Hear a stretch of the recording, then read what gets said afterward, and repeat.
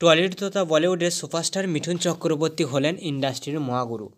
তবে তার দীর্ঘ 5 দশকের কেরিয়ারে তিনি যে সম্মান ভালোবাসা কামিয়েছিলেন ফিল্ম ইন্ডাস্ট্রি থেকে, তার কিন্তু জ্যেষ্ঠ পুত্র মা অক্ষয়ের কারণে তা সব শেষ হতে চলেছিল।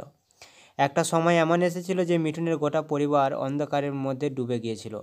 কিন্তু কেন এমনটা হয়েছিল? একটি ভিডিও বানাতে আমাদের প্রচুর কষ্ট করতে হয় আর অনেক সময়ের প্রয়োজন পড়ে। তোমরা ভিডিও একটি লাইক করে এখনই চ্যানেলটিকে সাবস্ক্রাইব করে নাও। বাবার মতো মিমো বড় অভিনেতা হওয়ার স্বপ্ন দেখতেন এবং সেই মতো 2008 সালে জিমি নামের একটি ছবির মাধ্যমে বলিউডে পা রাখেন।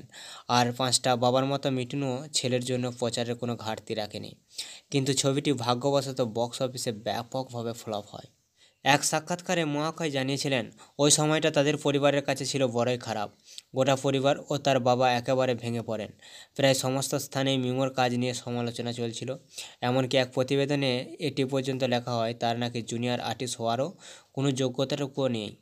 ছেলেকে নিয়ে এমন সমালোচনায় দুঃখ পেয়েছিলেন মিঠুন চক্রবর্তী এবং তার স্ত্রী যোগিতা বালি।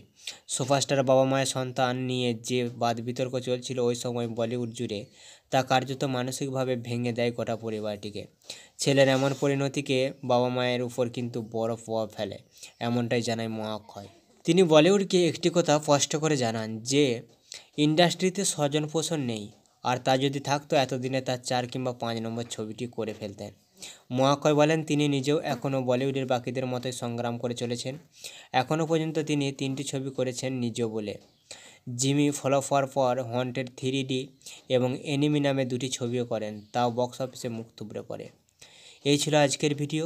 এই কারণের জন্যই কিন্তু মিঠুন চক্রবর্তী লজ্জায় মাথা হেট হয়ে যায় ছেলের এমন পরিণতি দেখে, কারণ সুপারস্টার বাবা মায়ের সন্তান হচ্ছে মিমো অর্থাৎ মা অক্ষয়।